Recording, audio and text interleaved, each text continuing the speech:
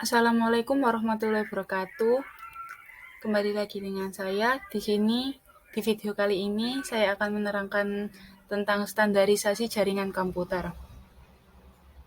Apa aja sih yang akan dibahas di video kali ini? Yang pertama ada OSI versus TCP/IP, yang kedua ada protokol di OSI layer, yang ketiga TCP versus UDP, dan yang keempat network protocol. Yang pertama kita akan membahas tentang apa itu OSI dan TCP/IP. Nah, pengertian dari OSI atau Open System Interconnection Layer ini yaitu standar komunikasi yang diterapkan di dalam jaringan komputer. Standar itulah yang menyebabkan seluruh alat komunikasi dapat saling berkomunikasi melalui jaringan. Perlu diketahui pada OSI layer terdapat 7 layer di mana dibagi menjadi layer atas dan juga layer bawah. Untuk layer atas terdiri dari application layer, presentation layer, dan juga session layer. Untuk layer bawah terdiri dari transport layer, network layer, data link layer, dan juga physical layer. Selanjutnya, pengertian dari TCP/IP atau Transmission Control Protocol Internet Protocol Layer yaitu standar komunikasi data yang sering digunakan pada internet untuk suatu proses tukar-menukar atau saling mengirim data dari satu komputer ke komputer lainnya dalam suatu jaringan internet. TCP layer ini merupakan suatu protokol spesifik yang bersifat khusus, sedangkan OSI layer merupakan suatu protokol independen. Perlu diketahui di TCP IP layer ini memiliki dua bagian juga, yaitu layer atas dan layer bawah. Untuk layer atas terdiri dari application layer, sementara layer bawah terdiri atas transport layer, internet layer, dan juga network access layer. Nah, ada perbedaan dan persamaan di antara keduanya. Perbedaannya yaitu yang pertama, semua standar yang digunakan pada jaringan TCP/IP dapat diperoleh secara cuma-cuma dari berbagai komputer di internet. Tidak seperti OSI. Yang kedua, untuk jangka panjang, kemungkinan TCP/IP akan menjadi standar dunia jaringan komputer, tidak seperti OSI. Dan yang ketiga, OSI mengembangkan modelnya berdasarkan teori, sedangkan TCP mengembangkan modelnya setelah sudah diimplementasikan atau dicoba. Untuk persamaannya yaitu keduanya sama-sama memiliki layer. Yang kedua memiliki application layer meskipun memiliki layanan yang berbeda. Yang ketiga memiliki transport dan network layer yang sama. Yang keempat, dua-duanya menggunakan teknologi packet switching, bukan circuit switching. Dan yang kelima, dua-duanya punya transport dan network layer yang bisa dibandingkan. Selanjutnya kita akan membahas tentang protokol di OSI layer. Nah, setiap OSI layer memiliki protokol, di antaranya itu pada application layer terdapat protokol HTTP, yang kedua ada FTP, yang ketiga ada NFS, yang keempat ada DNS, yang ketiga ada POP3, yang keenam ada MIME, yang ketujuh ada SMB, yang kedelapan ada NNTP, dan yang kesembilan ada DHCP. Pada presentation layer terdapat protokol yang pertama ada Telnet, selanjutnya SMTP, dan yang ketiga ada SNMP. Selanjutnya, pada layer session terdapat protokol yang pertama ada NetBIOS, yang kedua ada NetBIUI, yang ketiga ada ADSP, yang ketiga ada PAP, dan yang kelima ada SPDU. Pada transport layer terdapat protokol TCP dan juga UDP. Untuk layer network terdapat protokol IP, dan yang kedua ARP, yang ketiga RARP, yang keempat ada ICMP, yang kelima ada IGMP. Untuk layer data link terdapat protokol PPP dan juga SLIP. Nah, pada physical layer tidak mempunyai protokol yang spesifik, karena pada layer ini hanya mengirimkan data berupa bit-bit. Nah, selanjutnya kita akan membahas tentang apa itu TCP dan juga UDP. Nah, secara singkat, TCP yaitu merupakan singkatan dari Transmission Control Protocol.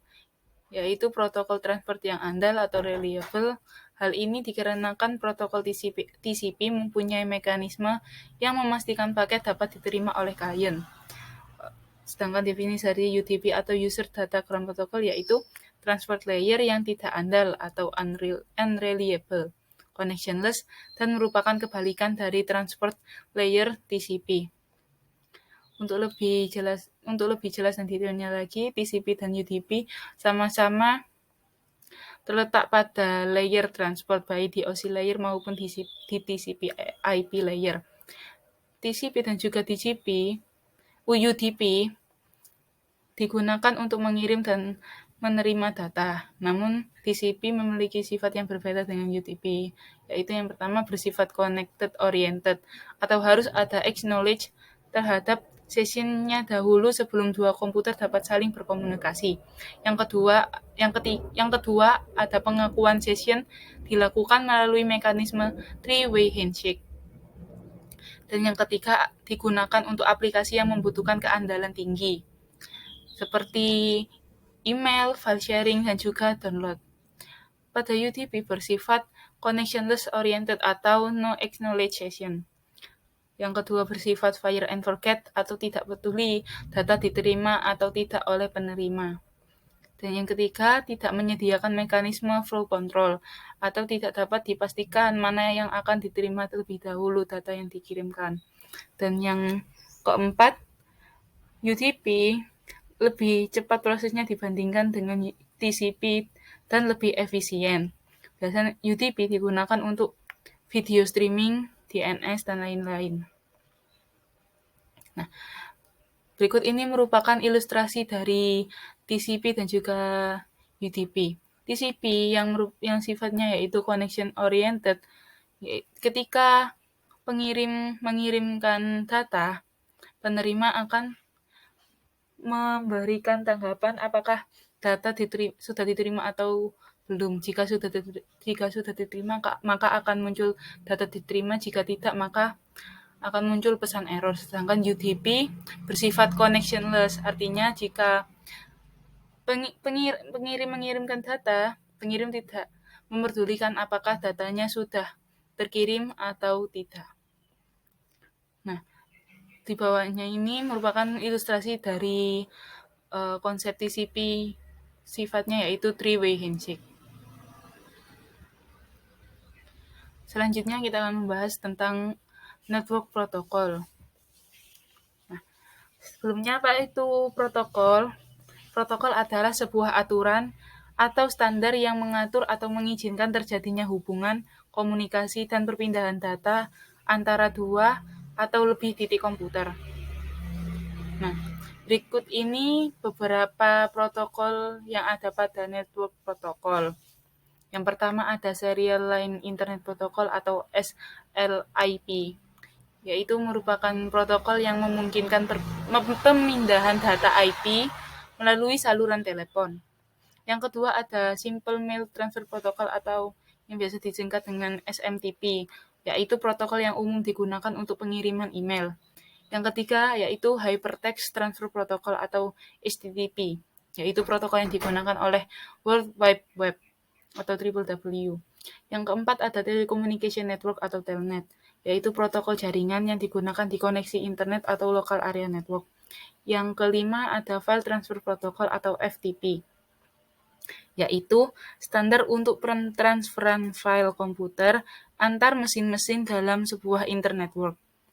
Dan yang keenam, Secure Socket Layer atau disingkat dengan SSL, yaitu protokol jaringan yang paling banyak digunakan untuk enkripsi.